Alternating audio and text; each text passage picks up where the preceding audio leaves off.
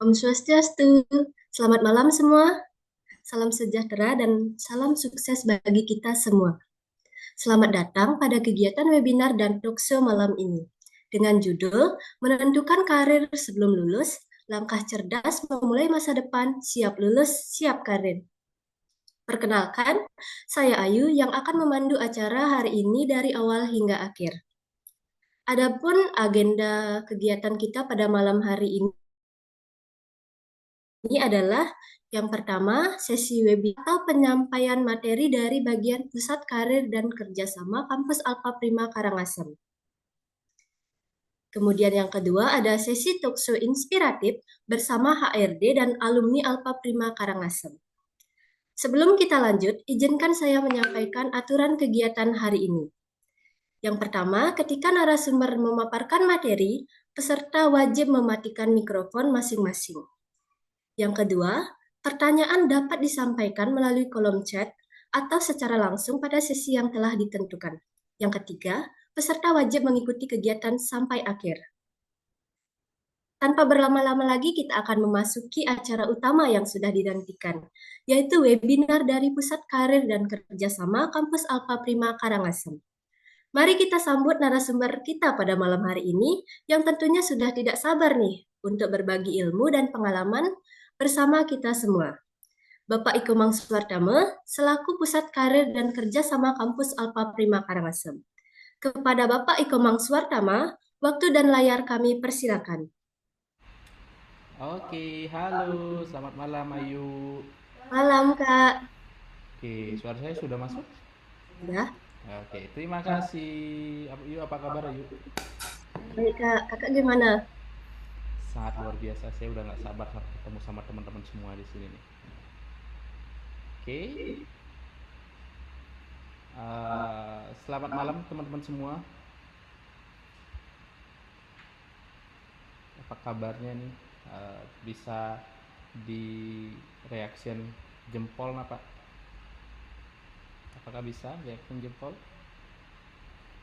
Oh ya, suara saya kurang keras ya? Sebentar, saya perbaiki audio dulu.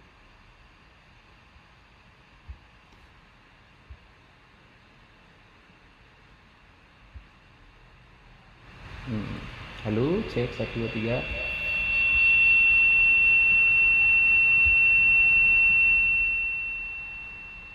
Suara saya udah masuk? Teman-teman semua, apakah sudah aman suara saya? Jika sudah aman, oke. Saya mau salam sapa dulu sama teman-teman semua. Halo Andika Pratama, bisa open mic-nya? Halo Halo. Kak, Oke, selamat malam Andi. Selamat malam. Selamat sore sore Andika. Kak.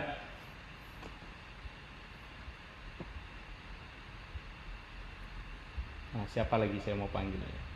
Nah, sebenarnya saya udah datang undangan kita, tapi nanti kita akan panggil di sesi talk show. Nah, sebelum kita sesi talk show, hari ini saya mau bawain satu materi simple bagi teman-teman semua eh, untuk sebagai awalan sebelum kita diskusi sama undangan-undangannya kita sudah list sudah undang kemarin. Oke, izin saya share screen terlebih dahulu ya guys ya. PPT saya, presentasi saya.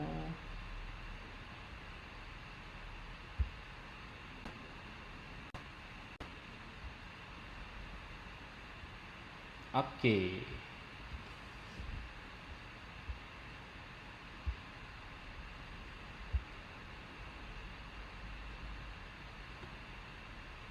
Presentasi saya sudah masuk teman-teman? Sepertinya sudah. Oke, teman-teman, saya mengambil membuat judul sesuai dengan apa yang di poster. Itu adalah siap lulus, siap karir. Nah, kenapa sih saya buat ini siap lulus, siap karir? Karena teman-teman yang D1, yang SMA, SMK sekarang akan segera lulus meskipun lumayan agak jaraknya jauh lah, cuman nanti pasti akan teman-teman lulus. Maka dari itu how to kita mempersiapkan kelulusan kita dan mempersiapkan karir kita, gimana sih caranya gitu. Maka dari itu kita next dulu teman-teman, kita lihat dari data ya. Kita perlu sadari bahwa di Indonesia per tahun 2025 ada 7,46 juta pengangguran, dan ini sangat banyak sekali. Sebenarnya sudah menurun di bulan Februari 2025 dan sekarang sudah naik lagi per bulan Agustus, dia naik lagi nih 7,46.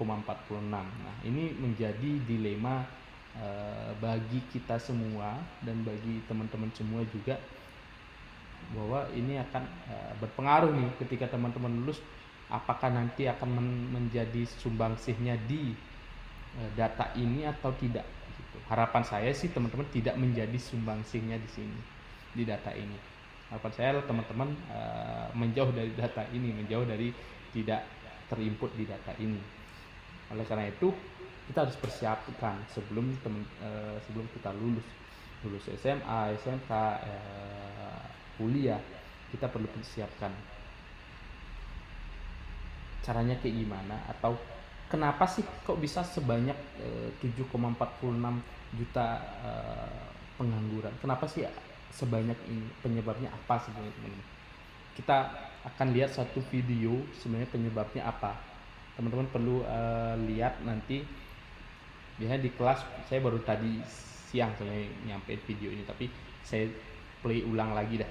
Semoga teman-teman masuk di suaranya. Yang nggak dapat kerja itu apa? Milih-milih kerjaan. Nah, jauh ini milih-milih kerjaan. Jauh dari rumahku. Jauh dari rumahku. Gak boleh sama orang tuaku. Ini alasan-alasan banget. Alasan ini, makanya dia nggak dapat kerja kan? Iya. Kok itu bukan passion saya kok, tempat kerjanya kok. Bukan passion saya. Ini bahaya ya kok ya, bukan passion saya ini ya. Kok gajinya kecil kok, nggak sesuai kok. Kapan aku balik modalnya, kuliahnya aja segini kok. Padahal kan kerja itu kan jenjang karir ya. Iya, kerja aja dulu. Jadi ya kan. banyak banget alasannya, makanya dia nggak dapat kerjaan. Terus Oke. Dari video ini saya dapat video dari TikTok, teman-teman izin saya mengambil dari video TikTok. Ternyata itu kenapa sih kita nggak dapat pekerjaan? Kenapa sih teman-teman? Kenapa sih mayoritas dari 7,46 juta jiwa itu susah banget atau menjadi pengangguran atau belum dapat kerjaan? Adalah salah satunya adalah masalahnya ada di diri kita teman-teman. Dimana yang pertama adalah kita itu kebiasaan suka memilih pekerjaan. Dimana pekerjaan itu banyak pekerjaan yang ada, lowongan pekerjaan banyak. Cuman masalahnya di kita terlalu memilih. Nah itu problem yang pertama kita. Padahal kita belum punya skill yang kredibel atau skill yang bagus banget. Kita kan anggaplah kita menjadi seorang fresh graduate yang memang belum punya pengalaman sebanyak yang pekerjaannya sudah bagus-bagus. Oleh karena itu suka memilih pekerjaan ini tolong dicoret dulu ketika kita lulus, agar kita tahu dulu dasarnya bekerja seperti apa, pengalaman dulu nih kita cari kangguin pekerjaan yang posisinya ya di bawah sebagai admin dulu, habis itu juga sebagai marketing, itu nggak apa-apa, tinggal gimana kita meningkatkan skillnya di sana di pekerjaan pertama kita. Yang kedua adalah takut jauh dari rumah. Ini biasanya mayoritas kita yang hidup di desa ya. Saya juga hidup di desa teman-teman. Awalnya saya juga tidak diberikan izin untuk merantau. Saya juga pernah merantau. Akan tapi saya mencoba untuk memberikan sebuah pemahaman kepada mereka, sanak keluarga, untuk gimana sih untuk kita berkembang, bahwa kita harus sedikit bahasanya menjauh dari rumah gitu. Karena kalau di rumah full teman-teman hanya keluar kuliah habis itu pulang, keluar kuliah baru pulang. Nah kita nggak tahu dunia luar atau daerah luar itu nggak tahu perkembangannya kayak gimana. Maka dari itu kita coba, teman-teman yang memang masih belum diizinkan keluar menjauh dari orang tua, perlahan diberikan sebuah pemahaman. Pemahamannya adalah teman-teman keluar untuk belajar, bukan untuk membuat masalah. Itu yang pertama. Karena ketika kita di luar, kita banyak banget belajar dari sisi apa? Komunikasi, skill manajemen waktu, selain itu juga gimana kita negosiasi, problem solving. Itu yang kita dapetin ketika kita sudah bahasanya hidup sendiri, hidup mandiri, belajar hidup mandiri. Ini yang ketiga adalah tidak ada izin orang tua. Tidak ada izin orang tua ini pasti ada latar belakang. Kenapa sih kita tidak diperbolehkan atau tidak ada izin orang tua? Yang pertama adalah orang tua kemungkinan melihat kita itu belum siap dari sisi manajemen waktu. Itu yang pertama, dari sisi kemandirian kita. Itu yang dilihat oleh orang tua. Orang tua sangat khawatir dengan kondisi kita, apakah kita bisa makan, apakah nanti kita dapat waktu makan, ataukah nanti kita diberikan keselamatan atau kesehatan. Nah itu kita tidak bisa bahasanya mengontrol secara penuh. Oleh karena itu kita perlu berikan kepastian kepada orang tua bahwa kita bisa kok. Dengan apa dasarnya apa? Dengan dasarnya teman-teman ikut banyak organisasi aktivitas di kampus untuk memperlihatkan secara tidak langsung teman-teman perlahan untuk nyampe ini, oh saya bisa kok mandiri, saya perlahan bisa mandiri. Karena kalau teman-teman tetap stay di rumahnya masing-masing tanpa masih takut keluar, itu akan menjadi masalah. Masalahnya adalah kita tidak tahu dunia luar dan kita tidak tahu perkembangan. Bukan berarti saya mengajarkan untuk teman-teman tidak patuh orang tua, bukan. Bahwa kita memberikan sebuah pemahaman sama orang tua, sampaikan bahwa kita keluar untuk belajar, untuk meningkatkan kemampuan, untuk mendapatkan jenjang karir yang lebih baik. Seharusnya para orang tua memahami situasinya kita dan lihat dari situasi, kalau memang tidak memungkinkan sekali untuk kita keluar dari daerah kita, okay. Tapi tidak menutup kemungkinan adalah kita jangan diam di rumah. Ketika nanti teman-teman lulus atau sebelum lulus, selalu try atau mencoba hal-hal di daerahnya teman-teman atau di sekitarnya daerah teman-teman. Mencoba lowongan pekerjaan, mencoba meningkatkan skill, terus mengambil pelatihan yang untuk meningkatkan salah satunya skill. Yang selanjutnya adalah bukan fashion.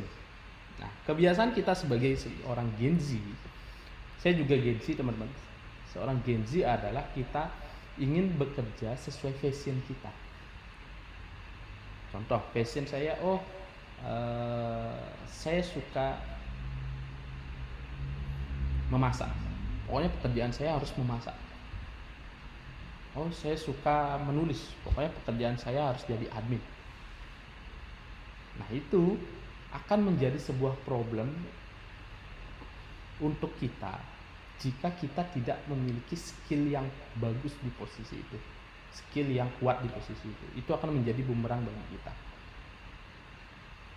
karena kita akan berperang dengan lulusan sebanyak-banyaknya. Karena lulus D1, lulus S1, lulus SMK, itu yang mitra kita atau orang yang kita akan ajak berperang mendapatkan pekerjaan itu. Oleh karena itu, kita perlu yang namanya punya kemampuan agile atau tangkas, cepat, atau bisa menyesuaikan. Yang penting kita juga punya, yang paling penting juga kita punya skill khusus, salah satunya. Satu aja punya skill itu sudah sangat luar biasa. Dan untuk kita fresh graduate atau baru lulus, saya sarankan teman-teman jangan dulu mencari pekerjaan yang sesuai passionnya. Kalau misalnya dapat, bagus. Kalau misalnya nggak dapat, jangan berpatokan pokoknya saya harus pekerjaan sesuai passion saya, jangan. Itu akan menjadi masalah. Nanti kita akan merasa bahwa oh nggak ada lowongan pekerjaan, habis itu saya rugi, sekolah rugi, kuliah saya nggak dapat pekerjaan. Masalah adalah di kita sendirinya yang masih memilih pekerjaan yang sesuai passion. Selanjutnya adalah gaji tidak sesuai. Nah, gaji itu relatif. Teman-teman ada yang gajinya, mohon maaf, ada yang 1 juta sudah puas, ada yang gajinya 3 juta sudah puas, ada yang gajinya 10 juta belum puas. Itu akan menjadi masalah, teman-teman. Nah, ketika kita sebagai fresh graduate, untuk gaji itu adalah sebagai nomor kedua. Yang pertama adalah pengalaman dulu. Karena pengalaman teman-teman nggak bisa bayar, nggak bisa teman-teman beli di Shopee, nggak bisa teman-teman beli di Tokopedia, nggak bisa. Pengalaman itu kita dapetin ketika kita melakukannya, menjalaninya. Nah, salah satunya adalah ya kita jangan dulu mementing gaji di sesi pertama kali kita kerja. Yang kita pentingkan adalah pengalaman. Kenapa saya bisa menyampaikan seperti ini? Karena saya melakukan itu dan worth it. Jadi ketika kita ingin melangkah lebih lanjut lagi, ketika pengalaman kita sudah banyak, kemampuan kita sudah meningkat, skill kita sudah bertambah, itu akan menjadi nilai plus atau nilai jual kita yang bagus. Selanjutnya, saya tidak punya skill. Ini adalah masalah kita semua juga. Terkadang kita berfokus dengan lowongan itu dan juga tempat pekerjaan, tempat bekerja, perusahaan. Nah, kita tidak melihat dari skill yang dibutuhkan, teman. Nah, ini akan menjadi masalah. Masalahnya adalah ketika perusahaan meminta kita menginterview kita, itu akan menjadi problem ketika kita tidak punya skill. Karena perusahaan akan menggaji kita sesuai dengan skill yang kita punya, teman-teman. Sekarang gimana kita mempersiapkan skill itu adalah persiapkanlah dari sekarang, teman-teman. Jangan menunggu hamin sebulan ketika melamar bekerja baru teman-teman mempersiapkan skill. Itu akan menjadi ya nggak akan bisa teman-teman dalam waktu 1 bulan mempersiapkan skill apapun. Nah, yang sekarang kuliah, yang sekarang masih SMK, SMA, siapkanlah. Untuk melatih skill itu kita banyak tahap, banyak media. Yang pertama bisa lewat IT, itu lewat ngambil course di Udemy, Coursera, di Glints, di Digitalent. Itu banyak kita bisa gunakan. Terus kalau untuk lebih fokusnya lagi setahun, kita bisa mengambil jenjang pendidikan lebih, yaitu perkuliahan seperti D1, S1, itu bisa kita lakukan. Nah, kebetulan saya di Alpha Prima, di sini kita gembleng, teman-teman. Di sini kita gembleng untuk teman-teman itu gimana meningkatkan salah satu skill. Harapan saya teman-teman yang nanti berkuliah di Alpha Prima keluar sudah punya satu skill yang paten, yang memang teman-teman bidangi itu.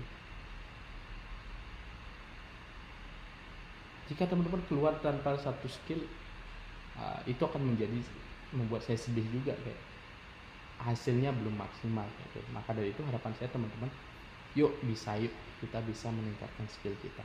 Dengan cara seperti apa ya? Kita latihan, try and error. Yang selanjutnya adalah tidak tahu cara melamar. Ini masalah kita juga. Kita kadang nggak tahu, bingung mulainya dari mana, startnya mulainya dari mana. Jadi itu akan menjadi masalah bagi kita semua, dan memang terjadi. Karena saya baru tadi malam saya diskusi sama teman saya, ya situasinya sangat miris banget. Kita yang sudah lulus untuk penggunaan komputer masih uh, bermasalah. Habis itu juga untuk membuat CV masih pakai ChatGPT. Ini kan menjadi problem. CV itu seharusnya kita buat sendiri.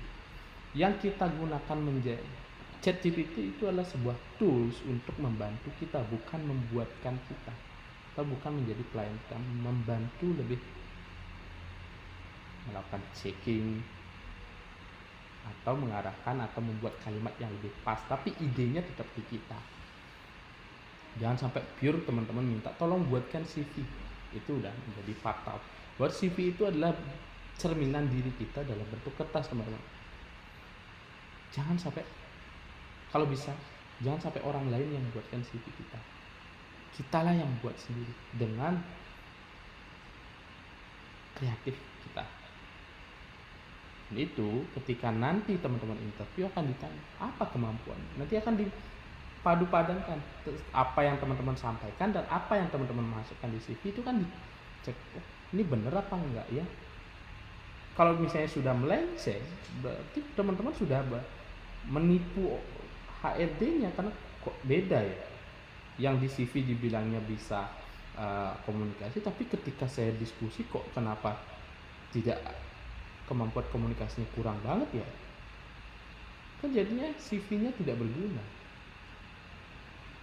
dan tidak menghasilkan apa-apa. Dan ini jangan sampai terjadi. Jadi maka dari itu buatlah dokumen lamaran kerja sendiri. Gitu. Oke, kita akan melihat solusinya apa sih, teman-teman. Saya harus melakukan seperti apa? Apa langkah selanjutnya untuk mengatasi problem-problem ini, teman-teman. Kita tonton lagi satu video lagi. Kak, aku fresh graduate, lulus dari kampus yang gak terkenal dan gak pernah ikut kegiatan apa-apa. Please bantuin biar cepet dapat kerja dong. Ini aku kasih 3 trik jitu buat kamu. Yang pertama, coba ikut magang atau kerja freelance terlebih dahulu. Karena dengan ikut ini, kamu bisa meningkatkan exposure kamu terhadap dunia profesional. Kedua, perluas koneksi. Kamu bisa coba kirim message di LinkedIn kayak gini. Yang ketiga, upgrade skill dengan ikut kelas online. Masa ya, ada kelas online yang harganya cuma 30.000, kamu bisa dapat materi sejibun dan bisa menangin hadiah Samsung Galaxy S22. Langsung aja buruan ikutan Games Expert Class, kenal lagi pada bagi-bagi hampers buat kamu yang rajin belajar. Cara ikutnya, just klik di link ini. Oke. Suara saya masih terdengar kah? Teman-teman? Masih standby di room kan? Coba di... Oke. Yang lain gimana? Sudah ngantuk nih?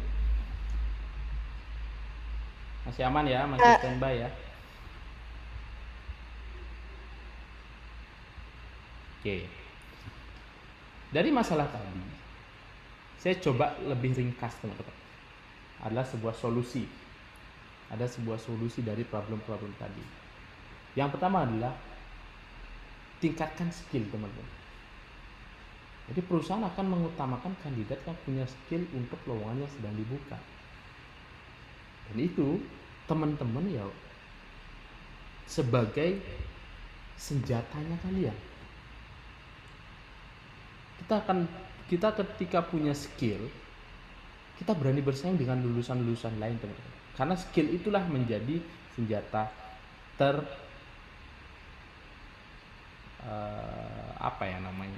senjata teruncing lah. Pokoknya paten kalau jika kita punya skill. Itu. Yang kedua adalah coba aja dulu. Nah, maksud saya ini coba aja dulu adalah kita kebiasaan itu takut mencoba. Kenapa takut mencoba? Karena takut salah, takut gagal. Jadinya kita nggak berani mencoba nih karena takut gagal. Padahal tidak semuanya gagal itu nggak menyedihkan. Gagal itu bisa membuat kita meningkatkan atau bisa kita tahu sebenarnya salah kita, kekurangan kita di mana. Jadinya kita nanti mencoba lagi, kita tidak mengulangi kembali kesalahan itu. Usahakan tidak mengulangi kembali kesalahan itu. Itu akan menjadi nilai benefit. Kita tahu jadi salah kita di mana. Maka dari itu jangan takut untuk mencoba. Untuk apa? Menyiapkan lebih awal dan juga mencoba melamar. Kita mencoba melamar tuh enggak, saran saya jangan hanya sekali, kita lakukan berkali-kali. Karena kita akan tahu letak celah-celah masalah kita itu di mana. Itu. Jadi ketika kita melakukan percobaan-percobaan, itu akan meningkatkan kemampuan kita, motorik kita, ide kita akan tumbuh, kemampuan untuk kita berpikir akan semakin meningkat. Nanti deh kita akan ngobrol sama kakak-kakak. Yang selanjutnya adalah persiapkan dokumen lebih awal. Nah ini saya selalu tekanin teman-teman, tolong siapin dokumen kalian lebih awal. Kenapa? Ketika kita sudah mempersiapkan dokumen dari jauh hari, jauh bulan, kita mempersiapkan dengan santai. Habis itu kita juga perlahan, nggak kecepet-cepetan atau nggak tergesa-gesa. Dokumen kita lengkap, habis itu juga bagus. Nanti dari sisi apa? CV, terus dokumen portofolio rapi, terus kita bisa latihan wawancara lebih awal dengan kakak-kakak tingkat. Itu kita bisa lakukan, yaitu dengan cara persiapkanlah dokumen lebih awal dan persiapan kemampuanmu lebih awal. Jangan hamin 3 hari, hamin sebulan kamu baru mempersiapkan. Kalau bisa hamin 2 bulan kamu siapkan itu. Jadi apa dokumen-dokumen yang kurang, kamu bisa lengkapin teman. Jadi menyiapkan dokumen lamaran lebih awal akan membuat kita menjadi lebih matang. Dan dari sisi apa? Dokumen lamaran, dan mengurangi kekurangan dokumen. Dan jangan sampai ada pertanyaan ketika besok kita interview, Kak saya besok mau bawa apa ya? Dokumen besok saya bawa apa? Nah ini problem kita adalah kita tidak ada persiapan. Kalau kita sudah mempersiapkan lebih awal, kita akan langsung tinggal bawa satu dalam bentuk satu map. Besok datang ke perusahaan interview, tinggal apa yang dibutuhkan perusahaan, apa ijazah siapin, keluarin, sudah dilegalisir. CV mana? CV sudah dicetak. KTP, fotokopi KTP mana? Sudah dikasih. Habis itu foto 4x6, 3x4 itu sudah disiapkan belum? Udah kan, dari sisi kelengkapan teman-teman sudah lengkap.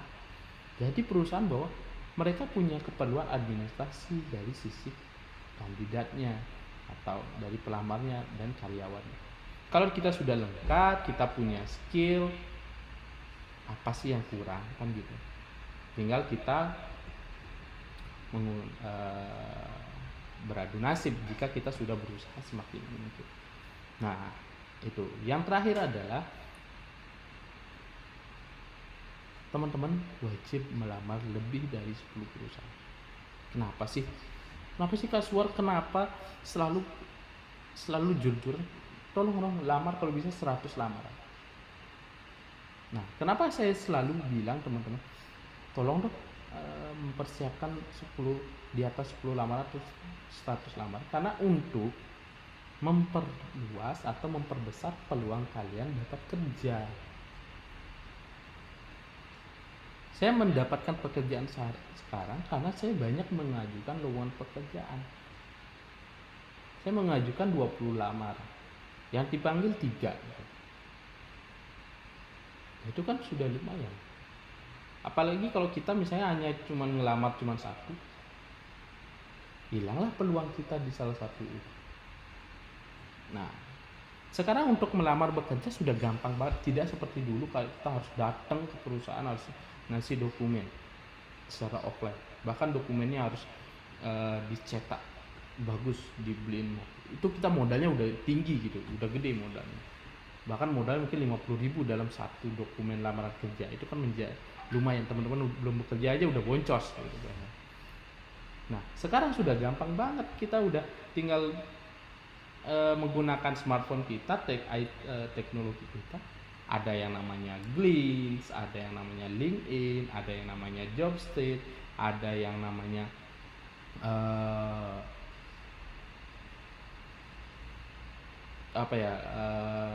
glimpse tadi.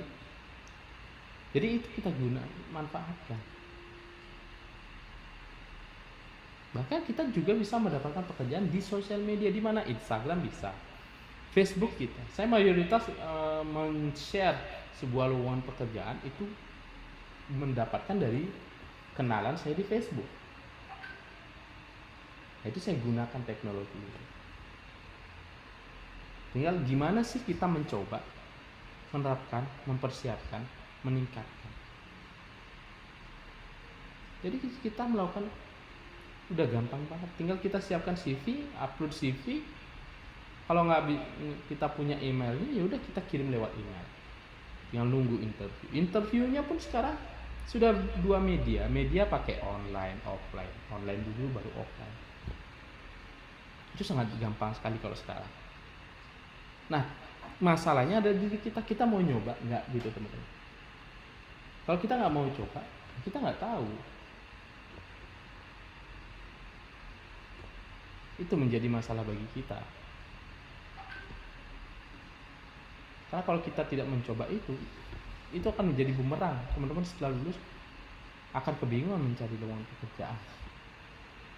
Padahal kakak sudah mempersiapkan, tinggal teman-teman mau mencoba nggak? Karena ketika kita mencoba hal yang baru, mencoba dulu, kita tahu problem kita, masalah kita di mana.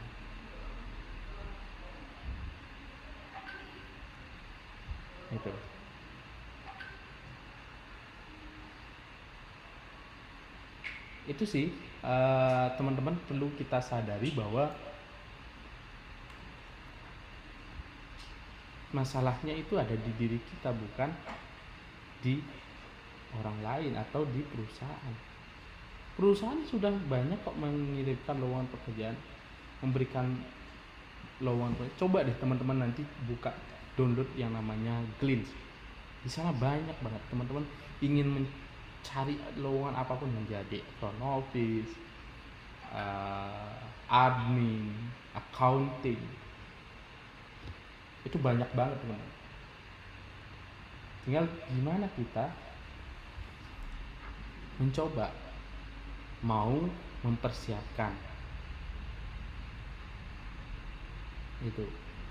Kalau kita tidak melakukan atau tidak menjalankan metode itu, agak susah untuk kita mendapatkan apa yang kita inginkan. Saya bisa mendapatkan pekerjaan sekarang kan dari berbagai proses yang dulu, teman-teman. Saya dulu juga pernah menjadi seorang tukang fotokopi. Ketika saya berkuliah, saya menjadi tukang fotokopi, teman-teman. Kalau menurut tidak sampai sekarang saya masih tektokan sama tempat saya kerja yang tukang fotokopi, karena mereka terlalu keras gitu. Habis itu saya juga pernah menjadi tukang ngirim surat. Jadi saya keliling daerah Denpasar ngirim surat ke sekolah-sekolah. Itu yang saya lakukan. Nah di sana saya belajarnya apa? Skillnya apa? Komunikasi. Saya ngirim surat sambil belajar ngomong, menyerahkan dokumen, Pak, perkenalkan saya Suar, saya dari relawan, saya mengirimkan surat. Tujuannya surat ini adalah untuk kegiatan. Habis itu di tukang fotokopi saya belajarnya apa? Belajarnya servis. Itu yang saya lakukan. Karena kalau tidak kita menjalaninya, itu kita nggak tahu ternyata tingkat, kalau teman-teman tahu tingkat stresnya pekerjaan di tukang fotokopi itu tinggi banget. Kita salah ngeprint 200 halaman, kita udah ganti rugi dulu. Memang kita kelihatannya santai. Bahkan kalau teman-teman tahu mesin fotokopi itu mempelajari itu sangat susah banget. Itu perlu 1 bulan untuk pelajari. Karena saking banyaknya tombol-tombol dan metode penggunaannya berbeda-beda. Nah, sama juga dengan pekerjaan-pekerjaan yang nanti teman-teman akan jalani. Pasti di hari pertama atau di bulan awal teman-teman akan merasa bingung, susah, stres, banyak kerjaan, terus banyak yang belum teman-teman paham, itu wajar. Meskipun teman-teman sudah punya pengalaman, tapi secara tidak langsung culture atau kebiasaan di perusahaan itu berbeda-beda. Jadi kita akan perlu punya kemampuan yang namanya agile, ketangkasan, dan juga menyesuaikan, bisa menyesuaikan. Itu. Kalau kita tidak bisa menyesuaikan dengan pekerjaan itu, yang akan bisa. Saya masih ingat dengan perkataan dosen saya, teman-teman, yang sampai sekarang pun saya masih terapin, bahwa jangan minta alam untuk menyesuaikan sama kita. Jangan minta alam untuk mengikuti kita. Saya pasti itu nanya, maksudnya gimana Pak? Jadi maksudnya adalah kita nggak bisa meminta alam pokoknya hari ini pokoknya harus hujan, nggak bisa. Hari ini pokoknya harus saya pulang lebih awal, ya nggak bisa. Kita nggak bisa mengatur itu. Yang kita bisa lakukan adalah menyesuaikan. Menyesuaikannya kayak gimana? Oh, hari ini hujan. Oh ya udah, hari ini lagi musim hujan, saya harus siapin jas hujan. Itu metode kita menyesuaikan. Gimana kita menyesuaikan situasi. Sama juga di pekerjaan. Di pekerjaan kita harus menyesuaikan. Kadang kita diberikan pekerjaan yang tidak sesuai tupoksi kita. Kalau kita menjadi seorang fresh graduate, wajar kita harus mengambil semua pekerjaan itu, karena kita harus menyesuaikan dengan situasi. Kalau kita sudah lama, sudah punya jabatan atau punya kontrak banyak, ya kita bisa memilah, perlahan bisa memilah. Tapi di awal itu kita harus fokus dengan apa yang dikasih kita kerjakan, dan juga kita menyesuaikan dengan situasinya. Kalau teman-teman dikasih kerjaan, selesaiin dulu, fokus dulu, selesai. Apalagi teman-teman yang sedang misalnya kerja sambil kuliah, teman-teman. Kerja sambil kuliah itu adalah tantangan terberat, tapi hasilnya akan terlihat. Gitu. Hasilnya maksudnya kayak gimana? Ketika teman-teman bekerja sambil kuliah, teman-teman akan secara tidak langsung belajar yang namanya manajemen waktu. Ini jam kuliah jam 6. Kita kerjanya sampai jam 6. Gimana kita mengatur waktu sejam itu kita bisa nyampe kampus untuk kuliah.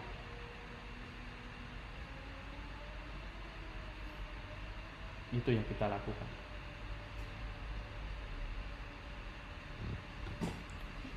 Habis itu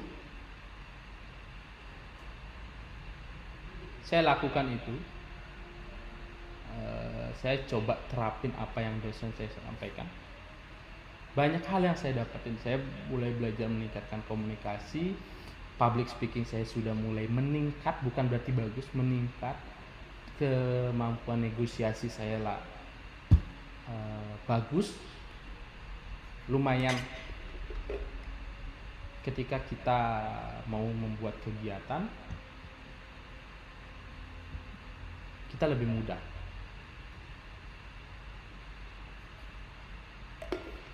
Dan efeknya adalah di pekerjaan saya sekarang. Saya kebetulan pekerjaannya di pusat kajian kerjasama. Nah, kemampuan atau pengalaman saya, skill yang saya dapetin di perkuliahan selama 4 tahun, itu saya terapin sekarang dan worth it. Dan ini kita atau saya bisa terapin ini secara maksimal. Kemampuan teknologi, kemampuan komunikasi, kemampuan problem solving, kemampuan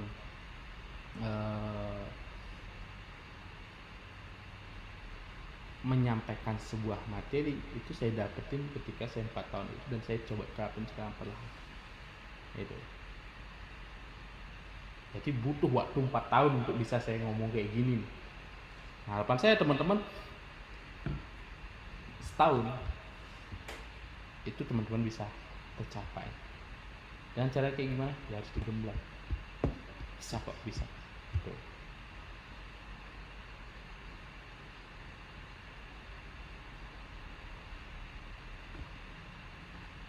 Oke. Ini solusinya. Tadi problemnya sudah ketemu, solusinya ini. Nah, terima kasih.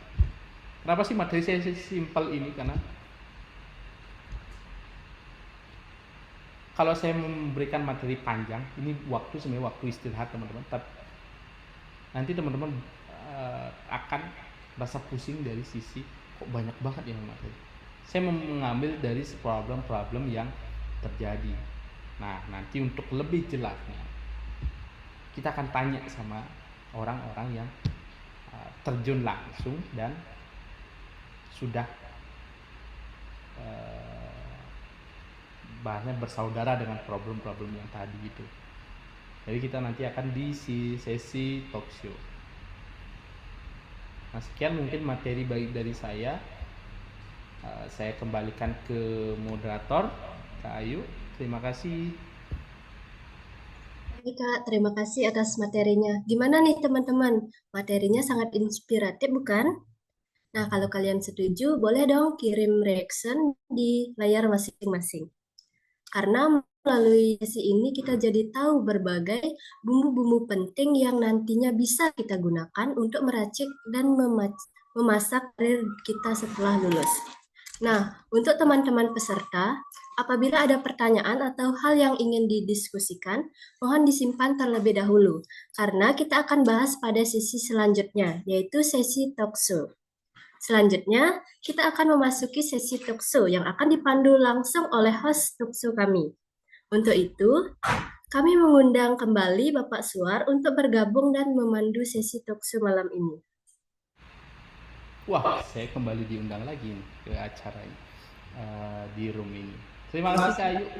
Tadi saya jadi narasumber, saya sekarang menjadi hostnya nih. Oke, hari ini adalah waktu saya. Teman-teman, selamat sore, kembali lagi saya di sini. Tadi saya pembahasannya serius banget. Sekarang kita ngobrolnya yang santai-santai aja.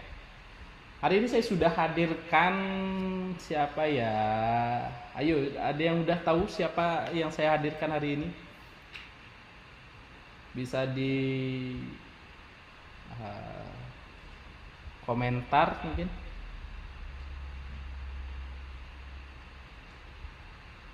Ada yang tahu nggak? Siapa yang saya hadirkan hari ini? Tebak dong, tebak.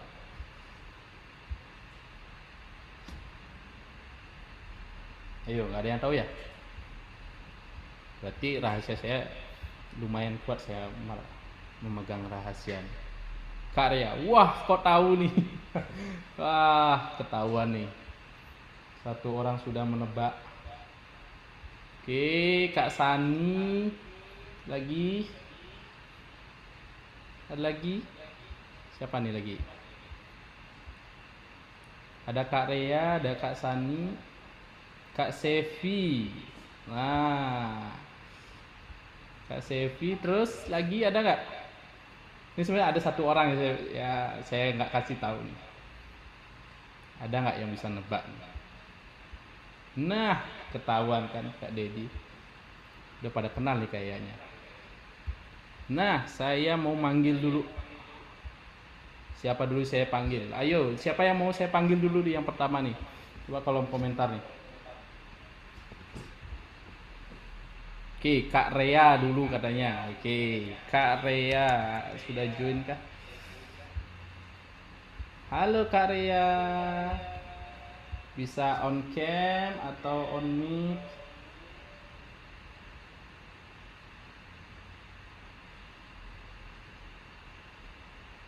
Sudah masuk belum?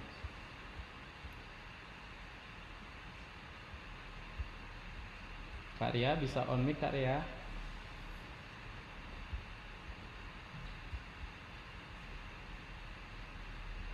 Kayaknya Kak Ria ketiduran.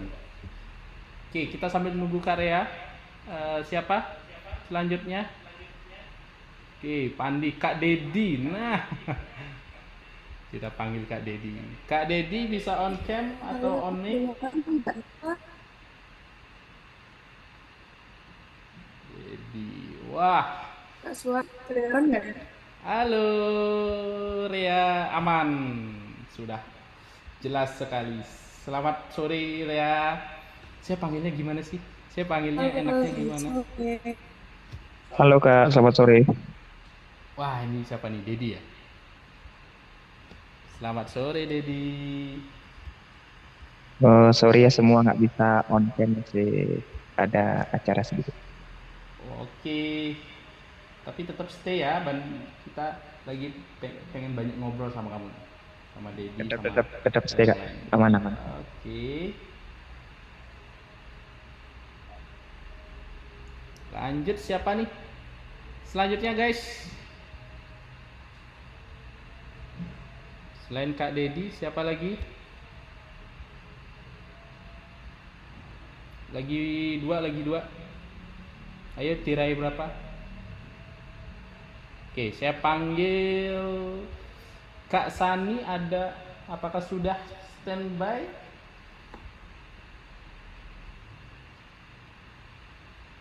Head spotlight saya mau. Selamat sore.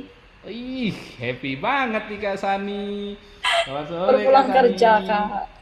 Oh ya, baru Langsung pulang kerja. mandi. Boys. Langsung mandi cepet-cepet.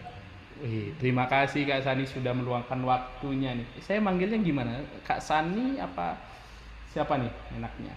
Sani aja. Oh, terlalu muda ya saya. Selalu saya manggilnya Ibu Sani ya. Oke, lagi satu biar nggak ketinggalan saya lagi satu dulu, lagi satu. Siapa lagi? Sevi ya? Sevi bisa on cam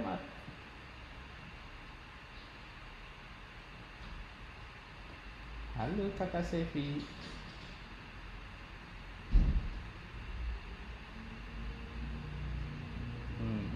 Udah. Halo, selamat sore Sevi. Sore. Apa kabar? Bye. Oke. Di sini, oh iya, seharusnya saya paling ganteng, cuman ternyata ada rival saya nih, ada Dedi di sini. Oke, saya mau nanya kabar dulu. Untuk Rea, apa kabar ya?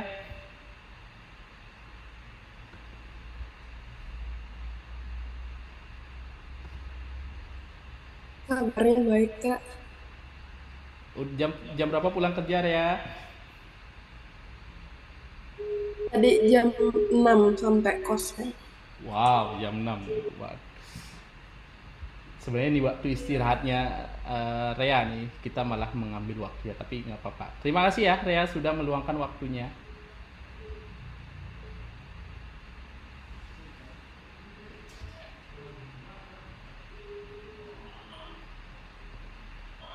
Oke, kita lanjut ke Sani dulu. Sani, terima kasih atas sudah. Sekarang Gen Z itu seharusnya kan bisa komputer, cuman mungkin sekarang kebanyakan yang minim dengan media sosial, terus juga teknologi, karena beda ya, mereka punya HP, laptop atau tab itu digunakan untuk main game, bukan untuk belajar buat CV gitu ya. Jadi di mana tata letak bahasanya saya juga masih bingung sama CV fresh graduate di sini ya gitu. Kadang kalau saya mau nanya tentang utama ya, saya kasih bocoran ya, kadang HR tuh nggak nanya apa isi CV, mereka lebih mengutamakan kayak apa sih kekurangan dan kelebihan kamu, karena apa, kalau kita nanya kekurangan sama kelebihan itu di CV nggak ada gitu loh. Kekurangan itu hanya diketahui oleh orang itu yang bersangkutan gitu. Kadang kita nanya apa sih kekurangan kamu, mereka bingung, dia, dan saya juga bilangnya kayak gini, ya udah, yang tahu kekurangan kamu tuh hanya dirimu sendiri, bukan saya gitu. Makanya saya sering kadang, ya udah kalau kamu nggak tahu terus kamu ngapain kesini, kamu mau interview atau saya yang interview gitu, diam. Saya bercanda, cuman kadang tanya dulu tujuan kamu kesini apa sih gitu. Kalau mau nyari kerja ya udah serius gitu, kalau enggak ya mungkin ya udah, oh masih banyak kok di luar sana yang mau nyari kerja di sini gitu sih. Itu ya kesalahannya ya, maksudnya kalau fresh graduate ngelamar tuh jangan menghafal, tapi kuasai apa yang ada di dalam diri kalian, serta kuasai apa yang kalian tulis di CV kalian. Karena suatu waktu tidak hanya di CV kalian aja yang ditanyakan, tapi di luar dari CV kalian. Seperti itu. Terima kasih. Saya kembalikan ke Kak Nah, Suan. oke, terima kasih Sani. Nah, tuh kan, udah tak bilang. Saya barusan tadi ngajar bilang bahwa, ayo yang buat CV pakai ChatGPT siapa? Nah, ketahuan deh teman saya ada yang buat CV pakai ChatGPT, diwakilin deh sama ChatGPT interview gitu. Oke, saya mau compare lagi nih, compare-nya ke siapa dulu? Ke Sevi dulu nih. Benar nggak yang disampaikan sama Sani tadi bahwa ketika di awal interview ada yang namanya perasaan nervous, habis itu apakah Sevi pernah menghafal juga, habis itu dari CV yang Sevi buat itu ada nyambung nggak, ditanya nggak, habis itu ada nggak yang dipermasalahin di ketika interview nih, Sep? Coba cerita, Sep. Eh, Baik, terima kasih Kak atas pertanyaannya. Dari pengalaman pribadi ya, pas interview itu pastinya dari masuk pintu pun udah dilihat, diperhatiin gitu. Karena kan di misalnya kalau kita baru masuk pintu, baru ngetoknya aja udah dilihat sama HR-nya, itu pasti dilihat. Terus yang pertama dilihat pasti itu tuh penampilannya. Penampilannya tuh rapi atau enggak, bajunya lecek atau enggak, atau gimana. Terus udah masuknya, ngucap salam. Terus ya duduk juga dilihat. Duduknya itu kayak gimana? Dia itu selondoran kah? Atau dia bungkuk kah? Atau dia tegak? Itu dilihat juga dari sikap.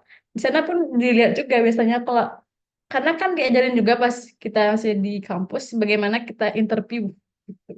Udah dari itu sih pastinya nervous ya, nervous banget sih.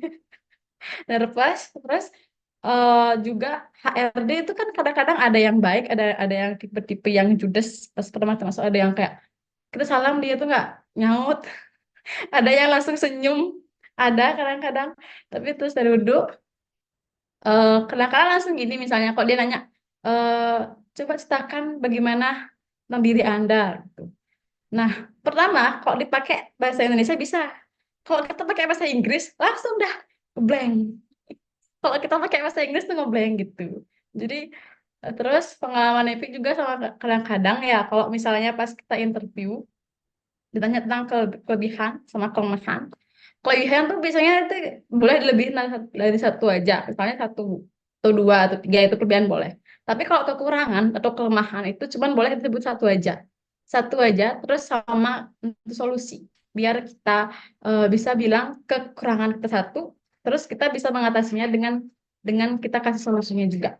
Tuh kadang-kadang banyak sih, itu aja Kak. Oke, Sep.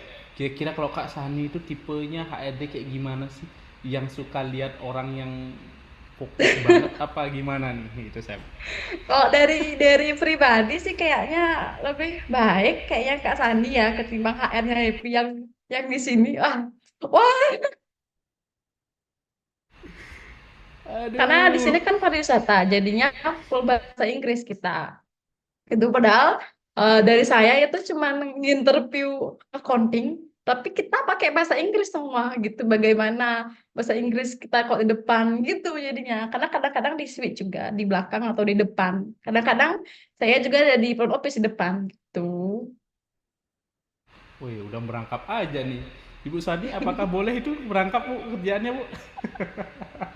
Of course, boleh karena kebetulan Sani juga ngerangkap di security seperti itu.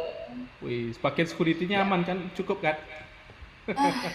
sebenarnya cukup-cukup aja, cuman yang bikin sakit kepala saat ada rombongan datang, terus security-nya pada melingser gitu. Jadinya di pos tuh kadang sepi, jadi ya udah nggak mau Sani langsung yang turun tangan, Wih, ngarah-ngarahin parkir gitu. Karena kalau di sana kita sebagai HR nggak hanya di HR aja, tapi harus bisa ngerangkap semuanya gitu. Itu sih ya. oke, berarti besok siap-siap latihan PBB ya. Sani ya. Oke, kita Siap, lanjut ke siap. Rea. Bener nggak sih Rea? Kalau dari sini pengalaman Rea interview nih, interviewnya keberapa? Kayak pertama kali deh saya interview Reanya. Kayak gimana? Bener nggak sih yang dibilang Sevi, dibilang sama Sani tadi?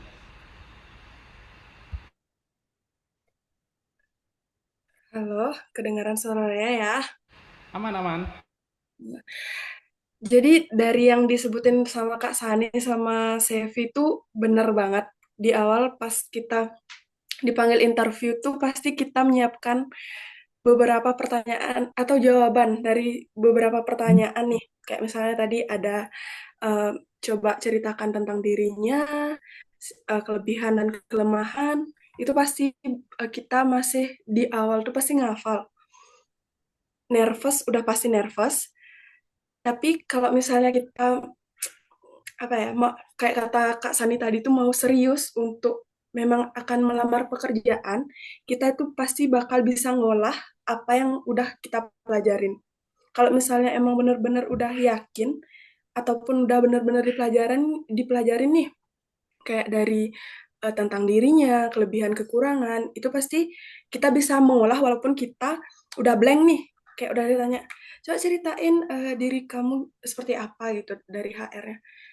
Ada satu kata ataupun satu kata sambung yang kita lupa. Pasti kalau misalnya udah siap untuk terjun langsung dan melamar itu, pasti kita bisa nih kayak olah kata dari yang lupa, jadi kita mengolah kata yang lebih baik lagi. Itu sih kalau misalnya yakin ya. Dan juga kalau misalnya kita bakal nggak benar-benar kayak kata Kak Sani dan Sepi tadi itu, pasti kita bakal stuck dan bakal giniin jari.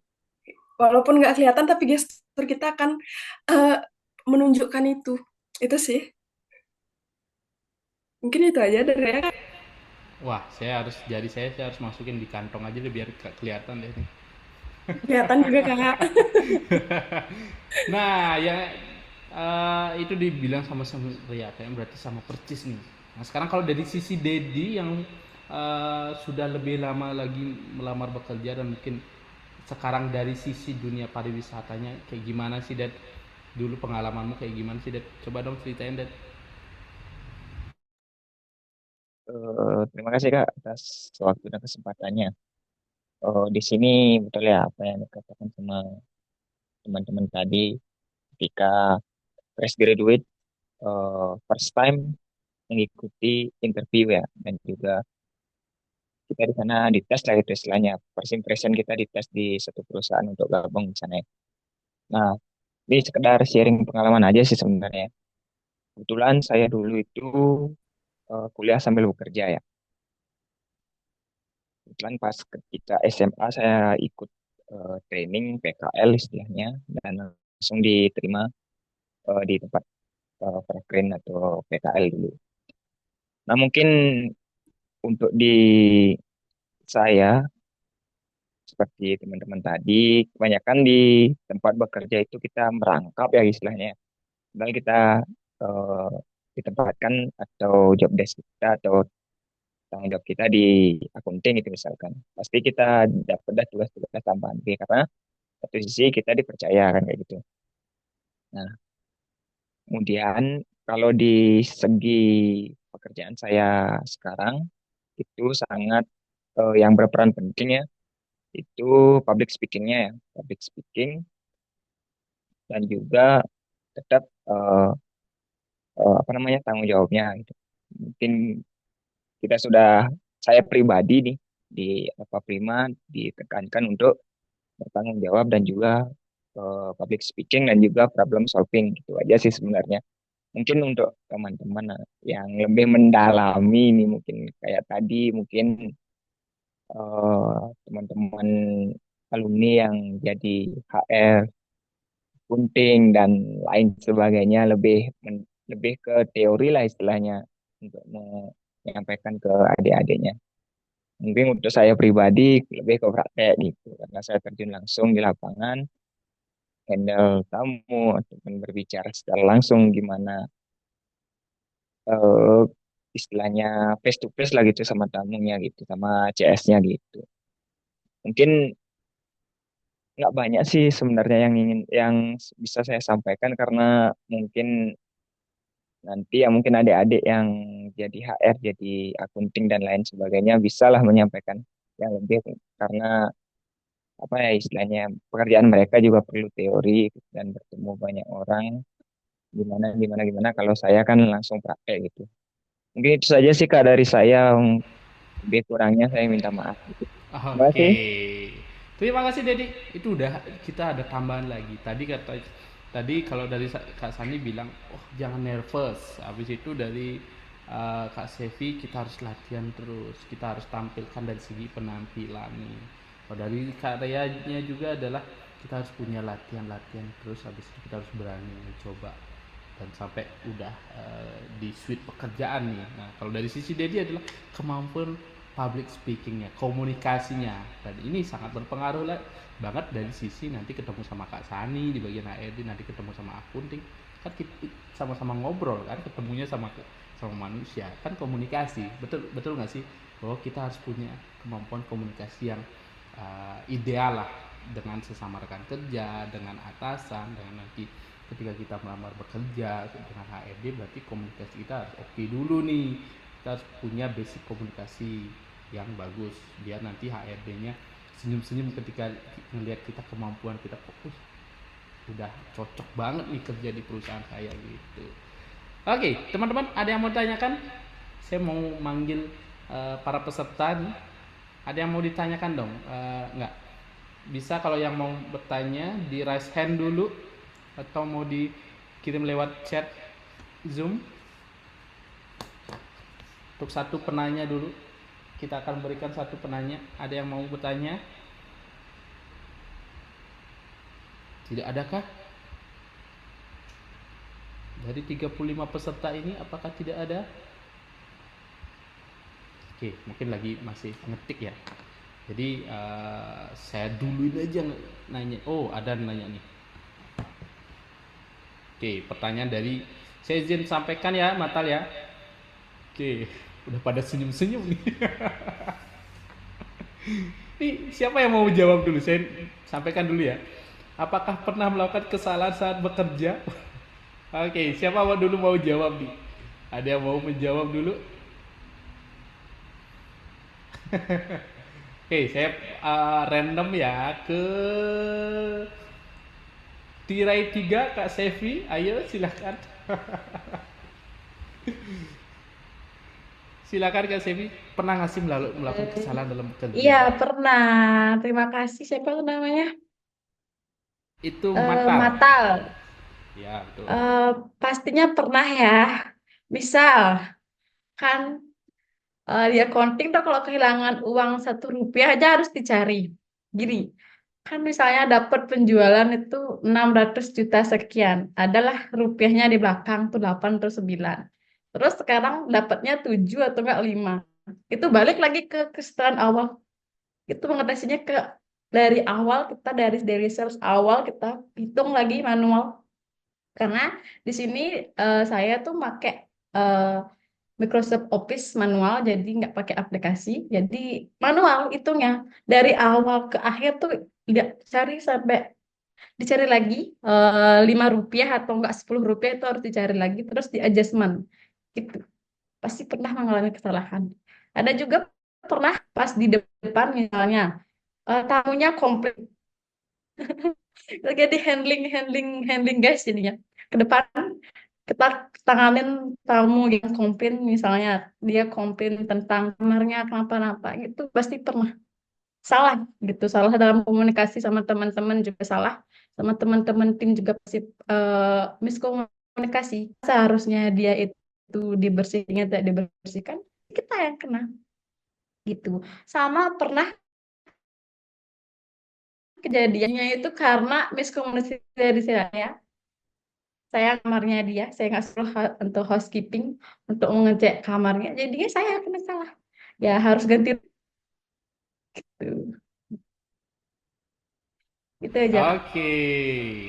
Berarti Chef, kalau misalkan nih kita mengalami kesalahan, Chef, apakah kita harus kabur dari masalah itu atau kita harus hadapin, kita harus selesaikan masalah ini agar bisa melanjutkan ke tahap selanjutnya? Kalau kabur ya udah, berarti kita udah tidak bertanggung jawab dengan pekerjaan kesalahan itu. Gimana Chef kalau menurut Chef? Dari saya sendiri sih itu harus dihadapi ya, Kak ya. Pokoknya dihadapi sama dengan tanggung jawab kita. Misalnya kalau udah kadang salah, itu udah terlanjur salah, gimana men ya, siapa mau disalahin, kan kita sama tim. Nggak boleh kita salahin satu orang, harus semua salah. Gitu. Oke. Nah, kalau Iya. dari sisi HR nih, human resource nih, Sani, ketika melihat karyawannya atau eh, rekan-rekan kerjanya yang memang melakukan kesalahan gitu, tanggapan atau hal yang bisa dilakukan atau yang diberikan dari HRD atau dari bagian SDM itu seperti apa? Apakah ada solusi atau sebuah punishment atau seperti apa? Kira-kira seperti apa itu? Oke, baik. Terima kasih atas pertanyaannya, Kak Suat. Jadi kita dari HR biasanya manggil dulu orangnya. Ini apa sih yang terjadi? Kenapa bisa terjadi? Apakah kurang fokus, kurangnya minum air aqua? Oke, jadi kalau dari HR ya kita fokus dulu, terus kita panggil, kita ajak ngomong secara dua mata gitu loh, dan juga ngajak bos ya, salah satu yang memang utama itu ya, karena sebagai CCTV kita gitu ya, kita selesaikan gimana nih kok bisa salah gitu, apakah bisa diulang kembali caranya, buat kita kasih waktu berapa, 3 hari, 2 hari, karena itu berhubungan dengan data ya, data, karena kalau sudah main data kita nggak boleh salah, dan dimana kita sebagai admin memang harus benar-benar cross check, double check itu data sebelum dikirim ke atasan agar tidak terjadinya kesalahan. Kenapa? Karena kalau sudah salah itu bukan apa namanya? Kalau sudah salah memang kita yang harus tanggung jawab gitu, bukan orang lain. Nah, gitu. Kalau dari HR hanya bisa memberikan mengasih tahu, yang ngasih tahu kayak ini loh kamu salah, coba deh kita perbaiki bareng-bareng, di mana sih salah, kita cari poinnya, oh ini salah nih, kamu salah ngitung, ya udah ngulang, kita kasih waktu 3 hari, kalau memang butuh bantuan ya udah kita bantu gitu loh. Jangan pernah meninggalkan sesuatu yang memang pure kesalahan dari kita, karena apa, nanti itu akan terus berulang, kedepannya akan terus berulang, dan tidak akan ada namanya jalan mulus gitu. Jadi ya udah, kita sebagai HR memang harus ngasih tahu, yang ngasih tahu apa yang benar, apa yang salah. Kalau memang salah ya udah perbaiki. Kalau salah ya udah kita benarkan, salahkan. Apa yang benar, apa yang salah kita cross check, tetap cross check gitu loh. Jangan ditinggal, kerjaan itu nggak boleh tinggal ya, karena memang udah job desk kita sebagai pembuat data. Memang gitu sih kalau adminnya. Memang harus double Oke. check, cross check ya. Oke, kalau dari sisi HR ternyata solusinya atau tahapannya adalah mencari penyebabnya dari kesalahan itu terjadi kan. Habis itu ditelaah, oh kira-kira apa langkah selanjutnya itu. Oke, kalau mungkin dari Rea mungkin sama pernah mungkin melakukan kesalahan juga nggak sih dalam pekerjaannya belakangan ini? Oke, thank you ya Kak untuk pertanyaannya. Sama kayak Evi sama Kak Sani juga. Tadi saya pun pernah ngelakuin kesalahan, dan itu pun kesalahannya dengan angka ya, karena kita eh, accounting, ya nggak Evi? Accounting kalau ada tidak di cross check datanya, terus kita udah kirim nih ke atasan, misalnya report mingguan ataupun bulanan. Setelah kita udah kirim, terus kita cross check, ternyata ada data yang ketinggalan nih. Nah, datanya udah kekirim, terus ada data ketinggalan. Untuk kita konfirmasi ke atasan tuh kayak gimana? Kalau misalnya kita lari dari tanggung jawab itu nggak mungkin kan ya, karena tugas dari kita juga. Eh, Mungkin itu sih, jadi kita lebih ke, kalau misalnya di bagian admin dan juga accounting, setelah eh, report ataupun menginput data itu harus di cross check dan di double check. Kayak sekarang saya kebetulan lagi beradaptasi di accounting dan juga sekaligus admin di penjualan ya, karena saya kebetulan di switch, jadi saya lagi belajar dari nol untuk pengelolaan dari laporan keuangannya, dari laporan untuk penjualannya, juga pembeliannya. Itu lumayan jauh berbeda dari uh, pekerjaan saya sebelumnya di accounting, yang notabene saya dulu kerjanya tuh bisa dibilang back office nih. Saya udah menerima data dari orang, kayak misalnya dari Sulawesi ataupun dari Jawa. Jadi saya tinggal merekap dan menyocokkan data yang mereka input gitu. Kalau sekarang saya yang menginput data tersebut dari awal hingga akhir. Kalau dulu tuh kan nunggu datanya nih dari mereka, kita yang cross check gitu. Jadi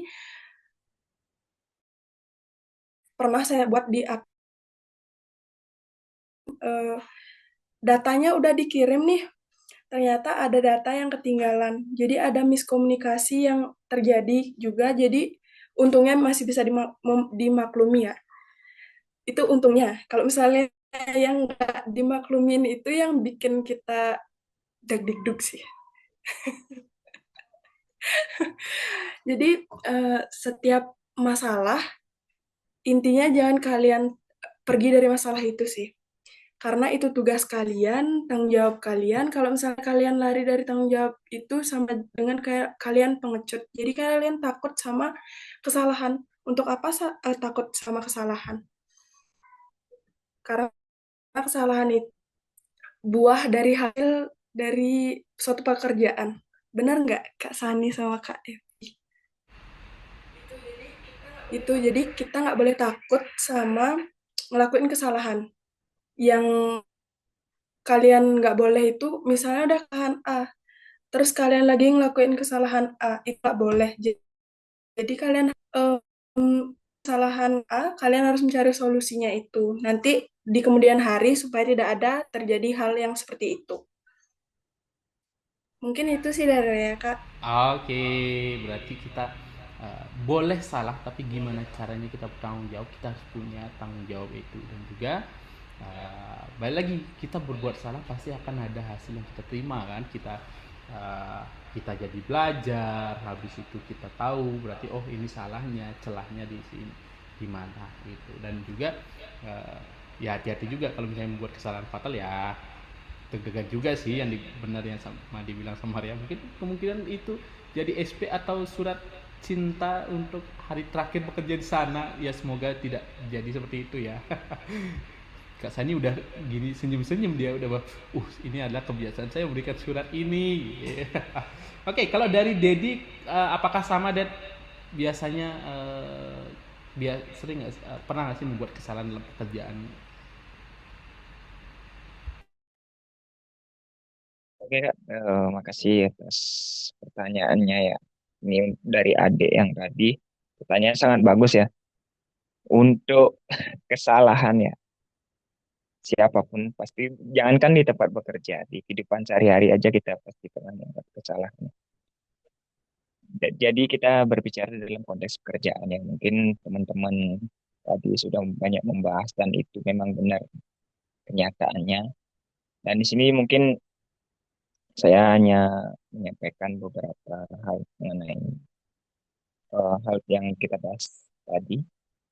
Nah, di suatu pekerjaan kita apapun itu, entah itu bekerja untuk mendapatkan uang, entah itu kita berorganisasi atau bagaimanapun itu, kita pasti ada namanya resiko. Nah, resiko dalam bekerja itu pasti ada. Nah, kita dibayar untuk bekerja, kita dapat uang, tapi kita tidak bisa hanya mengambil uangnya saja. Tapi kita di sana bisa mengambil ilmu, pembelajaran, dan apapun itu ya, baik sisi positif negatifnya. Saya cuma menyampaikan eh, kita bisa berbuat kesalahan dan kita bisa dimaklumi juga. Yang tidak bisa dimaklumi itu kita melakukan kesalahan yang sama. Seperti itu. Jadi mungkin untuk adik-adik, nah mungkin karena bekerja di bagian data gitu ya, jadi agak agak susah lah gitu istilahnya, pasti lebih sering melakukan kesalahan daripada saya tuh kesalahannya mungkin salah ngedrop kamu atau gimana di hotel yang berseberangan atau gimana, itu kan wajar lah gitu. Itu kesalahan kecil gitu istilahnya. Mungkin untuk teman-teman dan adik-adik semuanya, untuk sekarang ini mungkin secara mungkin cari ragu di Bali campah internet, itulah bisa dikatakan ya. Saya memberikan saran atau gimana. Sekarang adik-adik waktunya untuk mencari berbuat salah gitu istilahnya. Mungkin jangan disalahartikan gitu ya. Kita sekarang berbuat salah, semakin mudah kamu berbuat kesalahan dalam mempersiapkan pekerjaan, kamu pasti nanti akan jauh lebih siap dari teman-teman yang tidak membuat kesalahan di istilahnya eh, perencanaan bekerja gitu istilahnya. Dan perbanyaklah meminta ilmu, belajar dengan senior-seniornya mungkin kayak Kak Suar lah, mungkin teman-teman kakak-kakak yang sudah bekerja di mana ya itu. Pokoknya minta saran, Kak gimana Kak bekerja kayak gini, gimana solusinya kalau ada kayak gini. Saya sangat senang dengan orang-orang yang mau istilahnya kepo gitu lah, kepo gitu istilahnya. Pokoknya em, tidak bisa saya menyampaikan dengan kata-kata ya pokoknya pokoknya kita harus terjun, jangan stay di zona nyaman. Itu intinya. Terima kasih Kak. Oke, itu dari Dedi bahwa kesalahan itu tidak konotasinya negatif semua ya. Kesalahan itu bisa menjadi sebuah guru kita. Jadi kita tahu bahwa oh kita tidak boleh melakukan ini, kita jadi belajar lebih lagi dari sini. Oke, saya mau bacain satu pertanyaan lagi agar nanti saya masukin pertanyaan selanjutnya. Teman-teman sebenarnya banyak banget ya. Ada yang bertanya dari Niluh Ayu. Kak, izin bertanya, pernah nggak sih mengalami kejadian yang tidak sesuai ekspektasi? Jadi mungkin di luar pekerjaan, habis itu tiba-tiba ada tugas mendadak atau mungkin seperti apa? Mungkin dari Rea dulu deh, pernah nggak sih mendapatkan kejadian di luar ekspektasinya? Silakan Rea. Oke, terima kasih ya Kak untuk pertanyaannya. Pertanyaannya lumayan susah-susah gampang nih ya. Jadi kalau dibilang pernah, itu pasti pernah, karena ada beberapa ekspektasi nih dari pekerjaan, karena kan fresh graduate ya, baru pertama kali kerja, dan itu pun langsung ke accounting, jadi junior accounting nih. Jadi ekspektasinya tuh kayak, wah enak nih input-input data, kayak tinggal masuk-masukin angka gitu. Tapi pada kenyataannya itu ada SOP-nya tersendiri. Jadi kita harus mengikuti sejalurnya manajemen. Jadi kadang ekspektasi kita A, realitanya itu B. Jadi gitu. Untuk pernahnya pasti pernah. Jadi sekarang balik lagi ke diri kita. Kita bisa nggak mengatasi dari ketidakekspektasian itu. Kayak kita mau nggak belajar nih, ataupun mau beradaptasi dari hal yang dikasih ataupun di luar dari ekspektasi kita. Jadi itu sih Kak. Kalau di dunia kerja kita lebih ke persiapan mental gitu. Karena tidak semua pekerjaan yang kita duga itu akan itu saja yang kita dapatkan. Ada pekerjaan lainnya juga yang akan diberikan dari atasan. Jadi kadang mikir nih, ih saya banyak ngambil kerjaan nih, si itu nggak ada ngambil kerjaan, pasti kayak gitulah jatuhnya. Jadi balik lagi, kalau misalnya kualitas diri kalian baik dan kalian akan dipercaya oleh atasan, itu pasti kalian akan banyak mendapat pekerjaan yang di luar ekspektasi.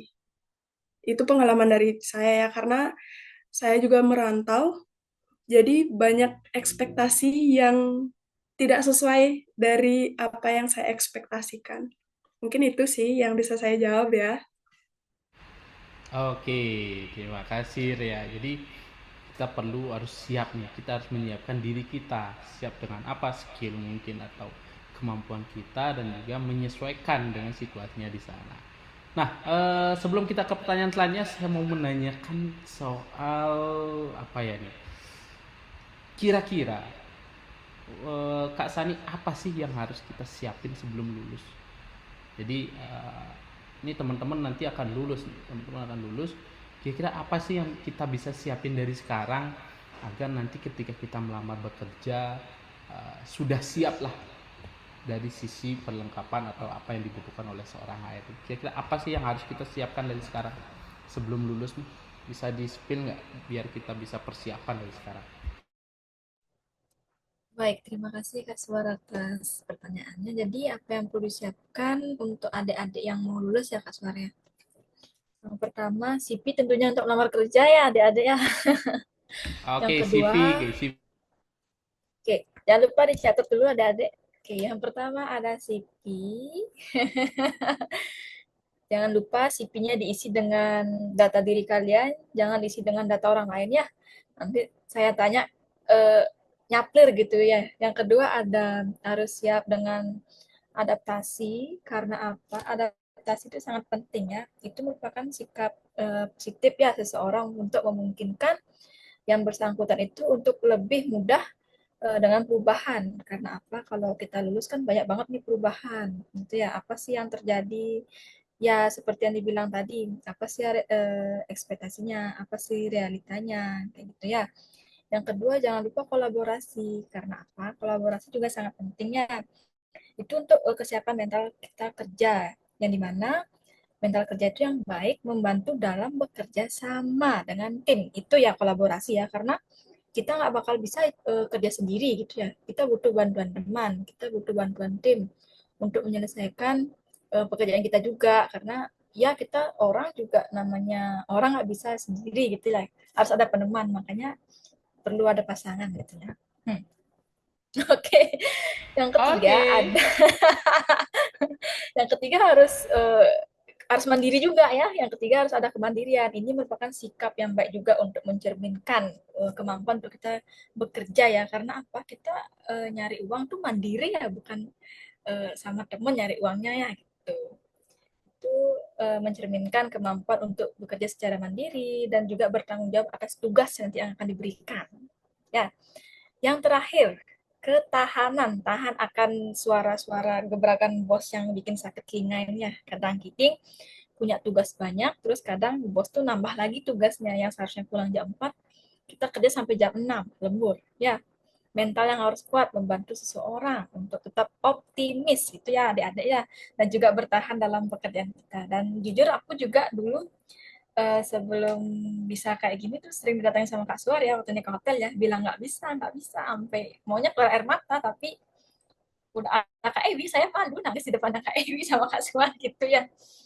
Saya waktu ini dapat bilang sama Kak Suar, Kak aku nggak kuat loh di sini, bener sendiri nggak ada teman gitu ya Kak Suar ya. Dan akhirnya apa? Kita tuh hanya butuh mental yang kuat, kolaborasi, adaptasi. Nah, itu yang kita memang utama ya. Kalau nggak adaptasi, kita nggak akan punya teman gitu. Karena iya kita butuh pasangan, butuh teman gitu untuk karir kita di masa depan. Dan juga kepercayaan diri ya. Karena apa? Percaya diri akan diri kita sendiri, sikap positif kita, membantu membangun kepercayaan diri, dan juga ini penting ya dalam situasi menghadapi interview dan presentasi lainnya. Seperti itu Kak Suar. Sekian dari Sani. Jika ada kesalahan kata mohon dimaafkan. Oke. Sani, kalau misalnya skill apa sih yang harus kita miliki ketika lulus nih, atau ketika nanti kita akan melamar kerja, skill apa sih yang harus wajib kita punya agar kita bisa siap? Kira-kira apa di sana? Kalau aku sih menurutnya Sani itu komunikasi ya, itu karena memang paling penting ya dalam kehidupan kita sebagai pelamar pekerja ya. Karena apa? Komunikasi itu kemampuan untuk berkomunikasi secara efektif gitu, dan itu baik lisan maupun tertulis ya. Yang kedua ada kerja tim. Seperti yang saya tadi bilang, kerja tim kita butuh teman ya. Karena apa? Keterampilan untuk bekerja secara kolaboratif dengan orang lain dalam tim ya. Yang ketiga kita harus punya skill pemecahan masalah ya. Karena apa? Kadang masalah itu nggak ada yang bisa diduga ya, kapan datangnya, kapan selesainya. Itu kemampuan yang paling bagus. Karena apa? Untuk menganalisis situasi dan menemukan solusi yang efektif seperti itu. Terus ini yang selanjutnya ada kepemimpinan. Kita memang harus punya sifat kepemimpinannya, karena ini kita sebagai admin dan juga pelajar, kita pasti ada namanya project gitu ya, yang dimana project ini harus diselesaikan gitu dalam menyelesaikan tugas gitu aja sih Kak. Dan juga fleksibilitas dan juga time management. Time management penting. Dan pernah menyia-nyiakan time management, karena kalau kalian bingung dengan time management, maka jangan salahkan pikiran kalian akan berbalik ya, seperti itu. Harus pintar-pintar ngatur waktu sih juga ya. Oke, terima kasih Sani. Kan teman-teman ada di Ya. tadi tuh Kak Sani bilang komunikasi ini, komunikasinya ayo yang belum berani berbicara, belum berani ngomong, yuk besok kita mulai belajar lagi. Habis itu problem solvingnya di kelas PDF, personality development di Alpha Prima nih kita coba terapin. Habis itu kepemimpinan, ayo. Bukan berarti teman-teman harus jadi pemimpin, enggak ya, tapi belajar memimpin diri sendiri dulu nih, gitu. Terakhir, manajemen waktu kan, kita harus memanage waktu seefisiensi mungkin. Jangan ketika kerja teman-teman main TikTok, jadi nggak kerja, jadi kerjaan nggak lancar, yang ada kebalik nanti otak, kata yang bilang Kak Sani gitu. Oke. Waduh cepet banget ya. Saya padahal lagi banyak banget punya pertanyaan, dan teman-teman di sini, wow, ada Dela, ada Ayu Suardani. Kira-kira kita bisa masukin lagi satu pertanyaan, bolehkah kakak moderator? Apa kita boleh masukin lagi satu pertanyaan?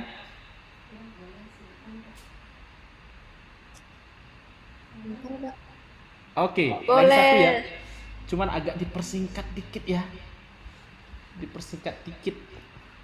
jadi seharusnya ngomongnya 10 menit, jadi setengah menit gitu.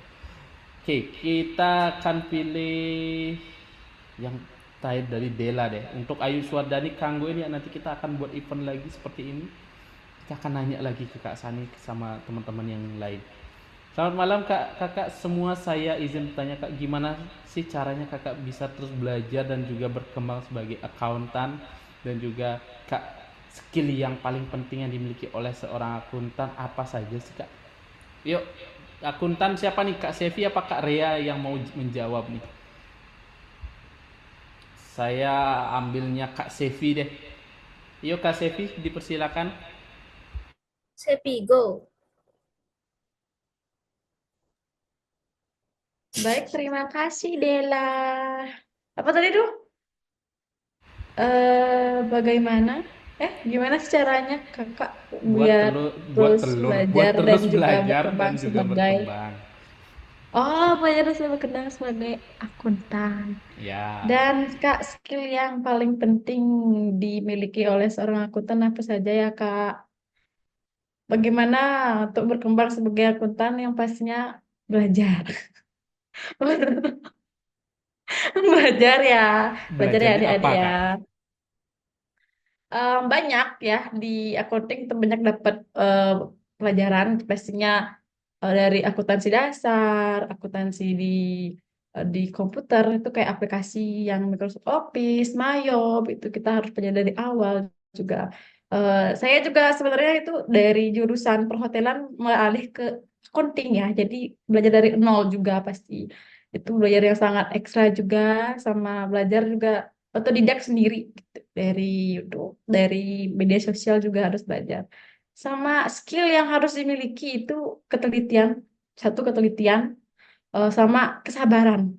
Sabar ya deh ya, sabar untuk membaca angka-angka, sama juga eh, intinya sabar, sabar dan juga teliti, teliti dengan semua angka-angka yang dikasih sama sama dosen kalian. Itu aja. Oke, terima kasih Sevi. Nah, ini sebenarnya waktu cepet banget ya. Saya sebenarnya ini lagi banyak banget pertanyaan. Karena waktu sudah hampir jam 8, saya juga nggak enak mengganggu kakak-kakak ini. Terakhir deh, saya minta satu tips paling penting agar kita benar-benar siap lulus dan siap memiliki karir. Kira-kira apa sih tipsnya? Bisa dicicil dari Kak Sani dulu deh. Kira-kira tipsnya kayak gimana Kak Sani? Oke. tips dari Kakak Sania untuk kalian adik-adik yang mau lulus serta mau cari kerja. Yang pertama, percaya diri, jangan bimbang, jangan ragu, apapun jawaban kalian itu memang yang pertama. Yang kedua, komunikasi perlu ditingkatkan karena apa? HRD tidak memandang kalian ganteng cantik, tapi memandang komunikasi kalian yang efektif dan juga bagus. Yang ketiga, jangan lupa problem solving karena setiap orang akan memiliki masalah. Oke? Thank you. Keep spirit and always Oke, open terima kasih mindset. Kak Sani. Sekarang Kak Sevi dulu nih. Kak Sevi, silakan Kak Sevi.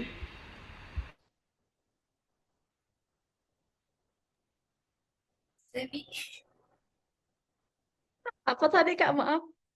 Oke, kira-kira kita nanti teman-teman yang akan lulus, tips yang paling penting yang harus harus bisa membuat kita siap lulus dan siap punya karir.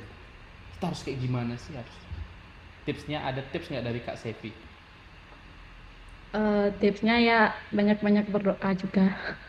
Doa terus disertai dengan restu orang tua pastinya, sama izin juga, sama jangan gampang menyerah juga. Terus konsisten juga, sama apa lagi ya?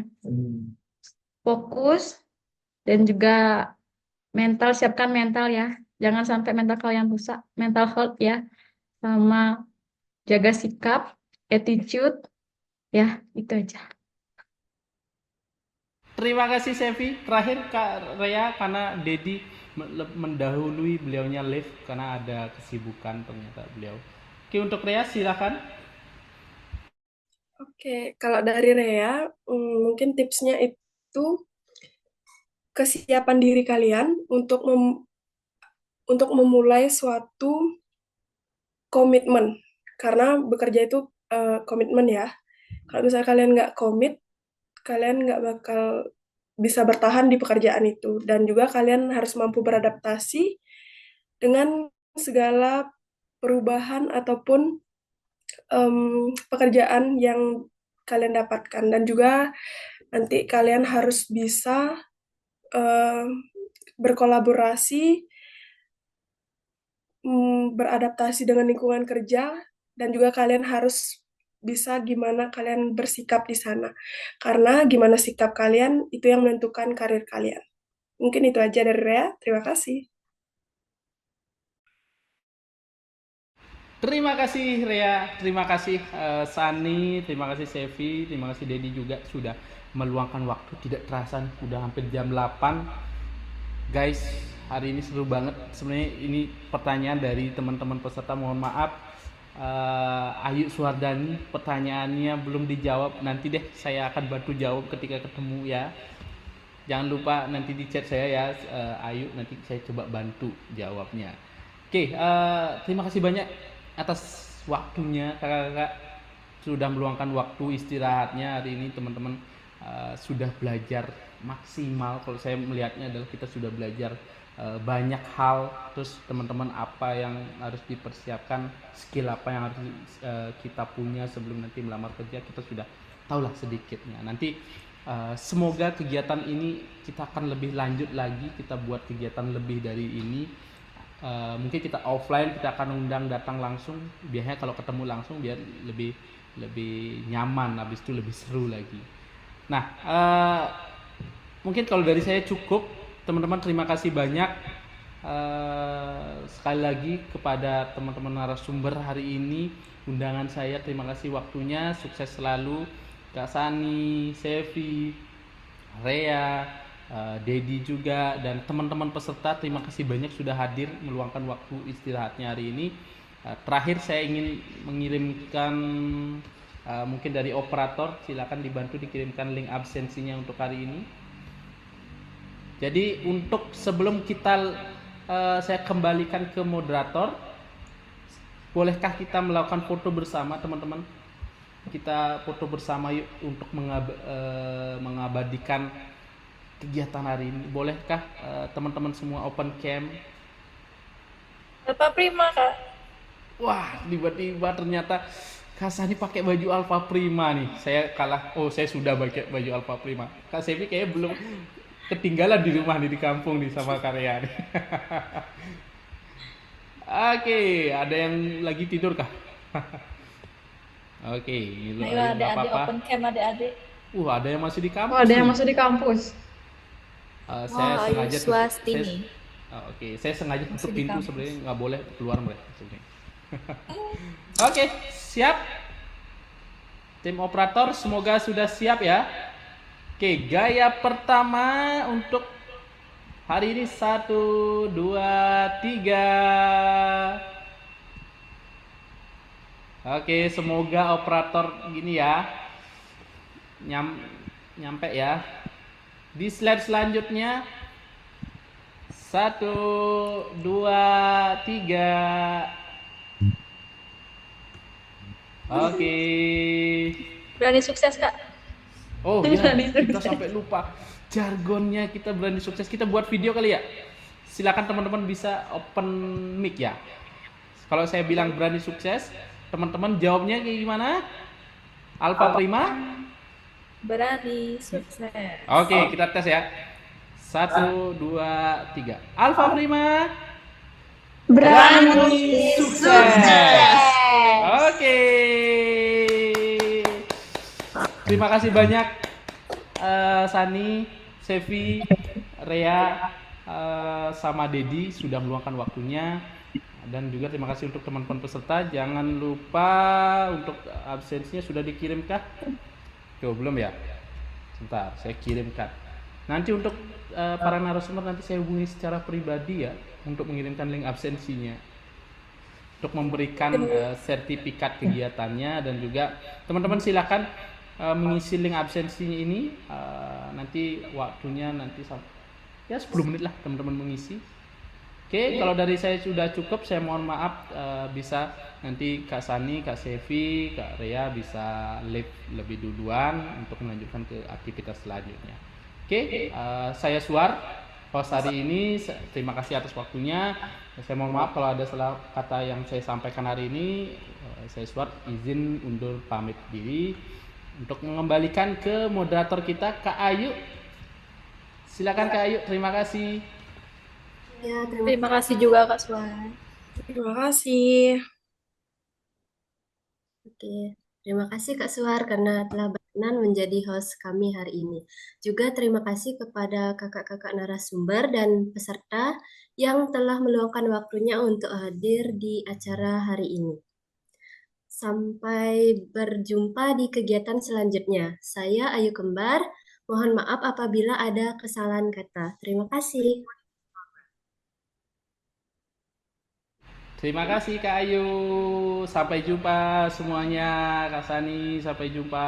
Terima kasih Sevi, Rea. Terima kasih ya. Kita izin live grup ya Kak ya. Silakan. Bye-bye. Jangan live grup, nanti saya gimana hubunginnya? Maksudnya live Live Zoom ya. Ya, live Terima Zoom, kasih ya. ya. Sukses selalu ya. Selamat Sevi, malam. Sukses Sani, juga. Rea. Yuk pulang. Semua. Ada boleh pulang ya. Semua benda masa depan akan menjadi